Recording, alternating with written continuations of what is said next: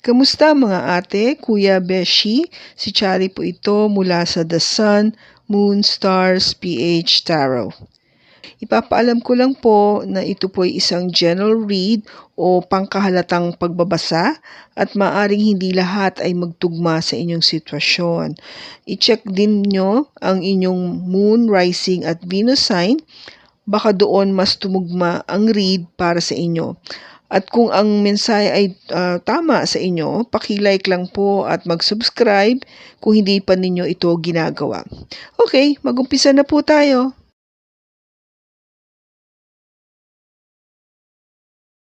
Hello po mga ate, kuya, beshis. Kamusta na po kayo? Andito ako si Chari para gumawa ng another reading, and this is for the sign of Libra, Sun, Moon, Rising, and Venus. And of course, welcome po yung mga cross-watchers ni Libra at yung mga bago po nating mga viewers. Tignan natin ngayon kung ano yung magiging mensahe para sa'yo, Libra. Bagay na hindi mo nakikitang parating. Jumping card, Four of Cups.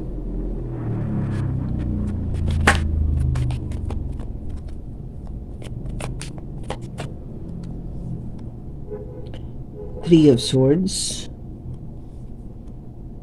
Death. Queen of Cups. And the Eight of Cups. Bottom niya is the Wheel of Fortune.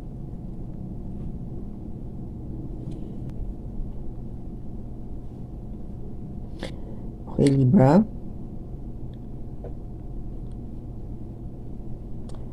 Start tayo dito sa card. First card mo is the Four of Cups. Ito yung energy na medyo sabihin natin na nag-iintay o sabihin natin na nagkakaroon ka ng doubt or alinlangan. Kaya medyo hindi ka interesado o hindi ka kaagad ganun ka alam mo yun, ganun ka excited dun sa offer na love na binibigay sa'yo. Kasi dito, no, sa card na to, yung original na card would mean na yung tao, no, nasa ilalim siya ng puno eh. Yun ang pinaka-idea kasi nag-iisip siya. Pero yung isip niya nakatungo dito sa tatlong cups na nakatumba. At hindi dun sa cup na ino-offer sa kanya sa harap ng kanyang mukha o kanyang sarili, no? Yung idea kasi dito is alam niya na may love, no? Alam niya na may bagong offer of love na parating o binibigay sa kanya sa kasalukuyan. Kaso, yung attention niya is nakafocus pa rin dun sa nakaraan, no? Dun sa past relationship. Kasi bakit? Yung susunod na card kasi mo, it's the Three of Swords. Yung talagang puro heartache kasi naramdaman niya before, no? Puro sakit sa puso yung naramdaman niya o na-experience niya dito sa tatlong cups na to, sa tatlong pag-ibig niya or yung mga pag-ibig mo o yung mga relationship mo sa nakaraan. Kaya kung ba't ganyan yung nagiging energy niya is because nga sa na-experience niya. Kaya medyo parang may lumalapit naman sa kanya ng bagong pag-ibig, pero parang sige, okay lang. Yung parang hindi siya talagang ganun ka saya o excited na tignan ito o pag-aralan o tanggapin, ganun. Ang pakawari ko nga dahil sa sobrang sakit yung naramdaman niya nung nakaraan, kaya parang nawalan na siya ng gana, no? Yung death. This is the Death card. Parang nakita niya na dapat na magkaroon ng pagtatapos, no? An ending sa lahat ng mga ganito, yung relationship na to, o nagkaroon ng ending yung mga relationship niya in the past. It could be interpreted that way as well, no? Nagkaroon ng ending, nagkaroon ng pagtatapos, kaya masakit. Something na talagang kahit sino naman, di ba, kung mahal na mahal mo yung tao, nagka-split kayo for whatever reason, masakit talaga, di ba? Kaya yung pakiramdam mo na to be in love is parang, oh no, ayoko na. No? Kasunod kasi nung death yung Queen of Cups, no? Ang Queen of Cups, this is a water sign, Cancer, Scorpio, or Pisces, or meron siya nito sa kanyang chart. So, ito yung nagpapatunay o nagbibigay ng enerhiya ng pag-ibig, no? Yung Queen of Cups. And beside the death card is really telling me na parang tama na, ayoko na. Parang lagi na lang kasing ganun yung nangyayari. It ends up being parang wala na, nagkakatapusan, nagkakaroon ng ending, nagkakaroon ng paghihiwalay or pagtatapos.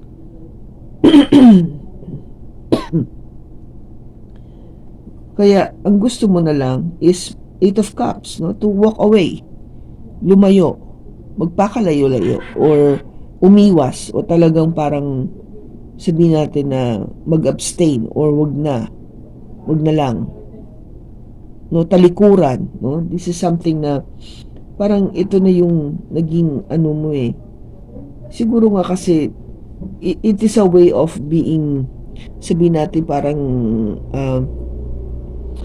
way mo to survive, no? Yung psychological defense mo to yourself para hindi ka na masaktan muli. Ganito na yung ginagawa mong way or behavior or thinking or mindset para mas madali para sa'yo na matanggap ang mga bagay-bagay, no? Kasi kung sabi ko nga, kahit na may nag-o-offer, no? Kahit na may nag-o-offer ng love dito, hindi mo pinapansin eh. Hindi mo talaga binibigyan ng importansya. Okay? But I want you to know, Libra, that there will be a change. Magkakaroon ng pagbabago sa destiny. Because this is the wheel of fortune. So, kung dati ganito yung pakiramdam mo, umiikot ang tadhana, okay? Ang gulong ng kapalaran. Kaya, tignan natin kung anong mangyayari.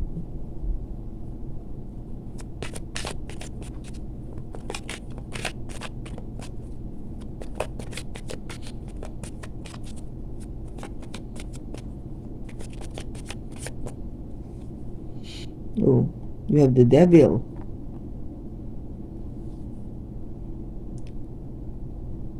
The Page of Swords. The Two of Swords. The Two of Wands. And the Hermit. Bottom niya is the Three of Wands. Okay. Libra, dito, ang first card mo dito is the Devil. This is an energy coming from a Capricorn, or you might be dealing with a Capricorn, o may Capricorn siya sa kanyang chart, yung person na dinideal mo with.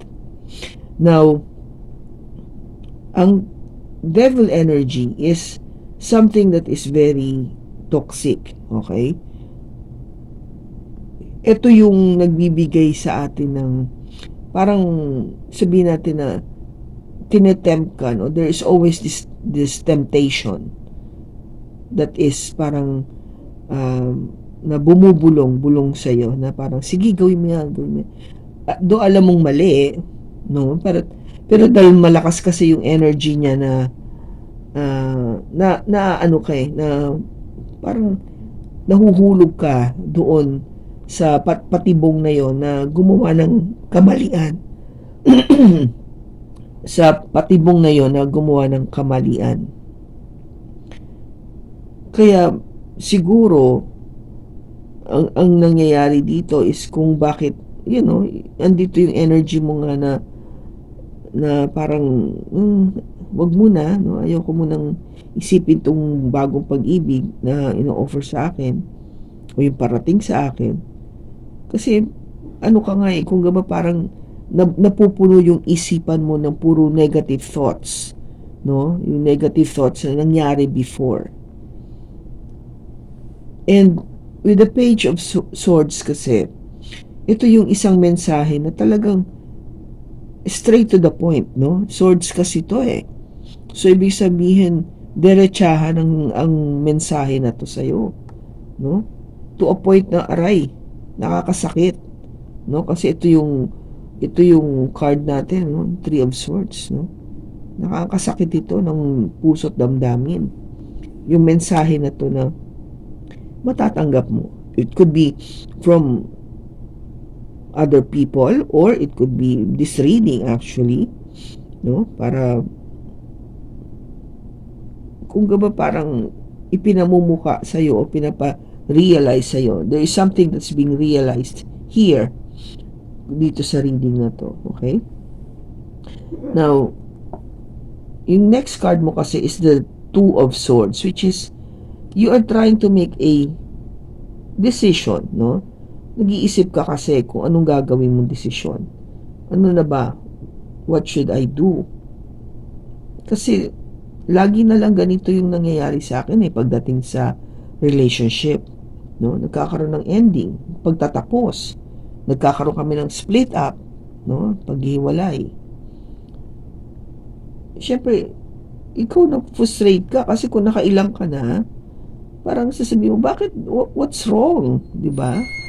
Ano nangyayari? Bakit ganun palagi nangyayari? Ako ba may diferensya? O yung person ko may diferensya? Am I choosing the wrong person for me? Yung mga tanong mo. Kaya nga parang, this time parang, love, wag muna. Hindi ako ano dyan. Hindi ako solve dyan. Kasi, with the Two of Wands dito, parang, yes, you wanted love, no? Obviously, lahat naman tayo, we wanted love. Kaso, you are really trying to see, is this the best one for me right now? Ito na ba yung tama ba to na isipin ko to ngayon? Pag-ibig na to sa ngayon. Tama ba to? Kasi nga sa mga napagdaanan mo na dati at yung influensya nitong devil energy sa'yo, masyadong malakas. Kung ba parang na-overpower yung kabutihan, yung pagmamahal, no? Yung love sa iyo, na-overpower nitong devil energy. Kaya, yung decision mo na talikuran na lang itong love na to, o wag muna, o wag na lang, yung mga ganung pag-iisip o desisyon, pinag-iisipan mo mabuti, no? With the Hermit card, this is an energy coming from a Virgo, o may Virgo siya sa kanyang chart, okay?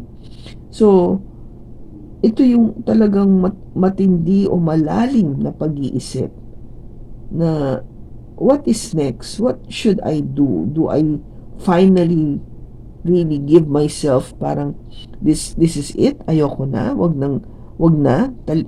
Yung alam mo yun, talagang finally wag ko nang pansinin ng pag-ibig. Just focus on maybe career, work, kung may iba ka pang passions in life, like sabihin natin yung mga gustong-gusto mong gawin, if you're into sports, if you're into painting, writing, yung dancing, whatever. Basta wala lang love, wala lang relationship.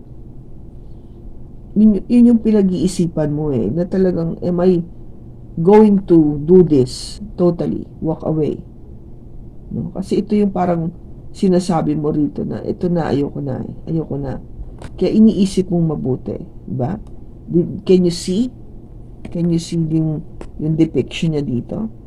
What the cards is trying to say? Gusto mo na talagang talikuran lahat. But, binibigyan mo pa rin ng pagkakataon o panahon para pag-isipan to ng mabuti, malalim na pag-iisip. Okay?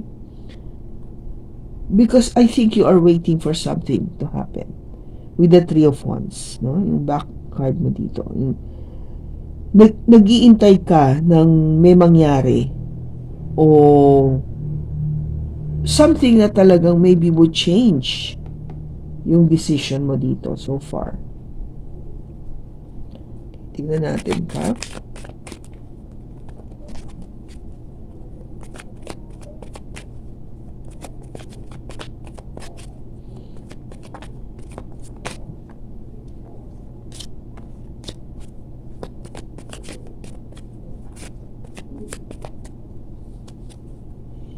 We have the High Priestess,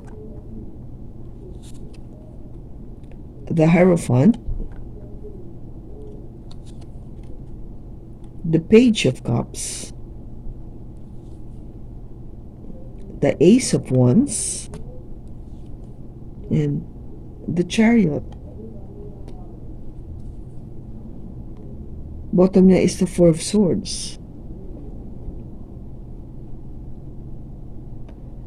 Okay, so ang sinasabi dito, Libra, is gamitin mo yung iyong intuition, no? Your gut feel. Ano bang sabi sa yung small voice within you? Ano yung binubulong-bulong niya sa iyo? No? Sa puso mo, sa kaluluwa mo, anong sinasabi niya? Pagdating dito sa ito, no? Yung nag-o-offer ng love pero ayaw mo pansinin kasi nga malakas yung enerhiya ng devil saying na, hindi, sige, mag-focus ka pa dyan, tingnan mo nangyari sa'yo. Ano sinasabi dito? Be sensitive enough to listen, no? Listen to what that inner voice is telling you. Kasi siya yung magsasabi sa iyo kung anong dapat mong gawin. No? If you're trying to make this decision here, ito yon, yung High Priestess. This is an energy coming from a Pisces, o may Pisces ito sa kanyang chart, no? It could be you. Well, obviously it's you kasi Libra ka nga pala. I mean, this is Libra's reading. So, use your intuition, Libra.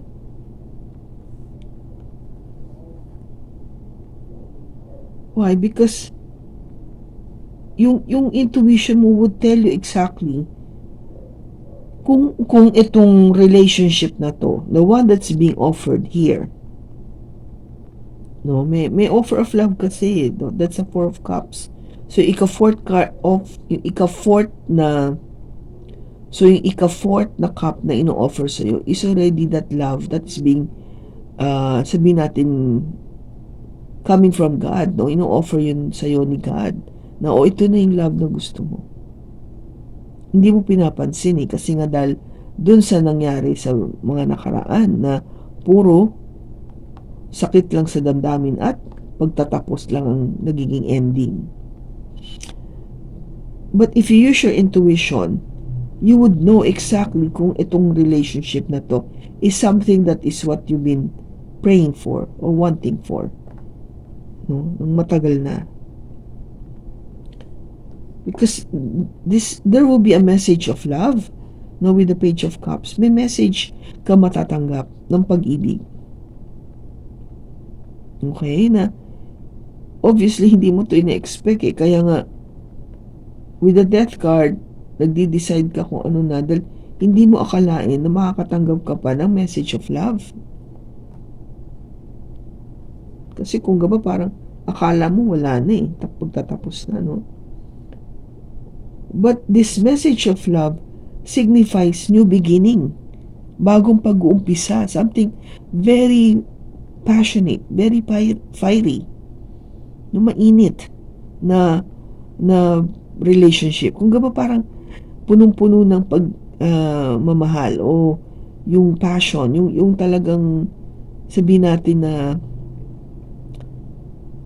ano ba yung passion sa Tagalog? Hindi ko alam but I think you know what I mean, na talagang there would be a lot of physical na sabihin natin na pagpapakita ng iyong emosyon. Okay? Kasi there's passion, no? At yun yung parang magsasabi sa'yo na, okay, magkakaroon tayo ng panibagong pag-uumpisa dito. A new beginning, no? Which is what you need. Kasi kung sa pag-ibig, no, parang dito gusto mo nang gumibap because of what had happened, and you've been thinking about it, na is this the right time for me to have a relationship again? Kasi parang ayoko na kasi nga dami ko naramdaman. And it's telling you, yes, it's a new beginning. Something pa nga, very passionate pa nga Yung ba, parang ganun yung sinasabi sa'yo. Kaya naman, anong ending natin dito? The Chariot. This is a card coming from a Cancer. O may Cancer sa chart. Okay? Ang Chariot kasi is, ito yung sinasabi na it is time to move forward. No? Ito yung energy na nagsasabi na gumalaw na tayo. Umusad tayo. Okay? Ang tanong lang dito sa card na to kasi is, since it has two horses, one is white and one is black. So, yung ibig sabihin dito, Libra, is saan ka pupunta? Okay? Gusto mo nang mag-move forward? So, it means you are trying to consider, di ba? You're considering this new beginning. Kasi may movement na di ba? Kesa dati dito, parang stagnant ka. Are you going to take, or you let the white horse lead, or the black horse lead? Of course, the colors signifies, white would be for something that is good, and black would mean something that is bad. Okay? Now, it's up to you, no? Kaya nga, ikaw yung naandito no? You're the one, kung gabay, steering up, o nagpapaandar, o nagpapatakbo itong karwahe na to, itong chariot, no? Kasi ikaw yung magsasabi dito sa horse, kaliwa o kanan, di ba? So you are being kung gaba parang told to make that decision. What do you want? But the thing is, you have to move forward. Hindi pwedeng ganito, no? Hindi pwedeng walk away. Kaya pinag-iisipan mo nga di ba? You have to move forward. Yun yung sinasabi dito. It could be also na itong black, no, the black horse would mean this one walking away. Na wala na, kakalimutan ko na lang to. That is also a negative energy. Also a devil energy, di ba? Rather than, if you take the white horse, it would signify new beginning, panibagong pag-uumpisa. So, it's up to you, Libra, which one you want to take. Sinasabi ko lang sa'yo dito na this is the message. No? Oo, masakit. Lahat tayo dumadaan sa ganyang sitwasyon. To a point na minsan nag-give up ka na, ayaw ko na. Ano ba yung pag-ibig na yan? Lagi na lang ako sinasaktan. Kaya mahirap, no? Mahirap na maniwala, magtiwala sa mga susunod. But there is always, lessons to be learned. Kaya nga, yung lesson na yon, take it, no?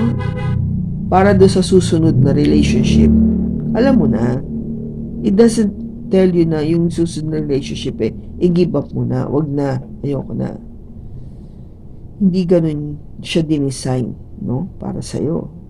You have to be, kung gaba parang strong enough to accept the fact that you have to go through this painful experience para nga for you to appreciate what is coming, yung parating na mas maganda. Kasi hindi mo ma-appreciate ito kung hindi mo naranasan tong pain. Okay? So, I think that's one of the reason kung ba't pinaramdam mo na to sa'yo lahat ng sakit. Kasi something that is coming is something na talagang hindi mo na-expect. something that you are not expecting. Lalo na when it starts to, come in, itong mga message of love na to. Hindi mo akalain na magiging ganun pala. See here, Four of Swords is telling you na, okay, you take a rest if you need to take a rest. Take a pause if you need to take a pause. Yung tipong wala muna. But don't stay this way all the time. Pinapahinga ka lang. But it doesn't say na tumigil na yung buhay mo dyan o mag-stop na yung buhay mo dyan. Hindi ganon. Ang pinakahuling card mo is to move forward. Mag-move forward ka, gumalaw ka, kumilos ka, umusad ka. Pero piliin mo ng tama kung anong direction ka pupunta. Okay? Anong message mo pa kay Libra? Oops. Flying card. Communicate clearly.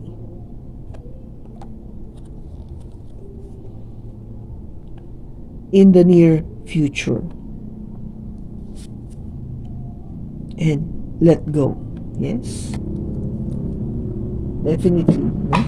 Sabi sa ni Angel is let go. Tama yun. No? You communicate clearly if there is this new relationship coming in. Communicate clearly. Makipag-usap ka mabuti. Baka isa to sa mga reason kung bakit nagkakahiwalay. Maybe you're not that honest enough o hindi ka communicative, hindi ka nagsasalita masyado, hindi mo nilalabas talaga yung tunay mong damdamin. No? Or sabihin natin na may mga pagkakataon na you hold back. Okay? Now, in the near future, definitely it is saying na sa lalapit na pangyayari o panahon, there is love coming in. Kaya, Angel is saying, let go. I-let go mo yung itong negative na to, yung mga negative na thoughts mo, energy na, o yung mga nasabi na, ay, ayoko na, huwag mo nang isipin yung nakaraan, kasi tapos na yon. Kunin mo lang kung yung mga lessons na kailangan mo matutunan. Obviously, there were lessons na natutunan mo doon. Kasi, bakit siya mauulit? No? If you had several relationship in the past na nangyari, ending up na wala, nag-split up din kayo, bakit siya umuulit? No? That's one question. Bakit nga ba? Kasi, hindi mo pa natututunan eh. Kung natutunan mo na, then it will stop kasi you took already that lesson within you na alam mo next time, hindi mo na uulitin o hindi na ito mangyayari muli kasi alam mo na dapat mong gawin. Yung tama mong dapat gawin. Okay? Kaya, let go. No? Clear your mind. Take off all those negative thoughts out of your mind. Kailan po ito mangyayari?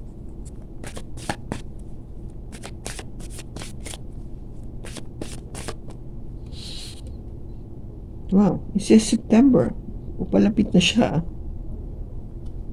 It's only what? Ano ba tayo ngayon? Maybe more than a week? But let us see, no? Yung ano mo.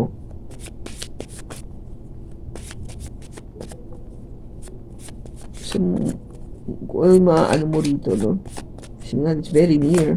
Di ba sabi nga niya, in the near future.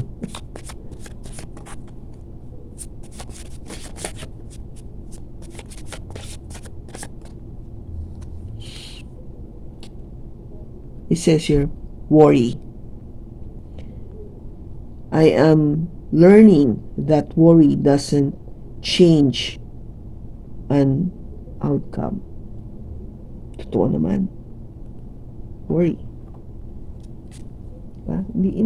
Hindi mapapalitan kung ano yung outcome niya kung lagi kang ano ba yung worry sa Tagalog? Nag-aalala. Okay? Walang mangyayari yan. Kaya let go, no? It should be here pala. Let go. Let go of that. If you worry na baka masaktan ka na naman, maulit na naman, eto na naman kami.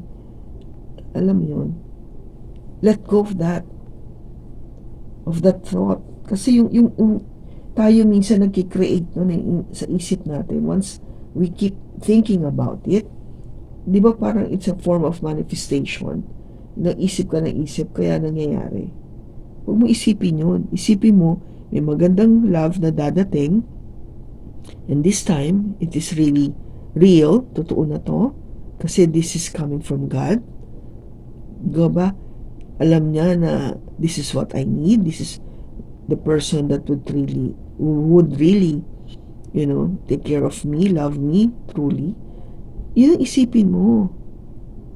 Wag yung, ito, sinaktan ako noon, ginanito ko noon, alam mo yun, niloko ko, nagkaroon ng iba, ng third party, nagsinungaling, ninakawan ako, ginamit lang ako for money, yung mga ganong thoughts. Take it out of your mind.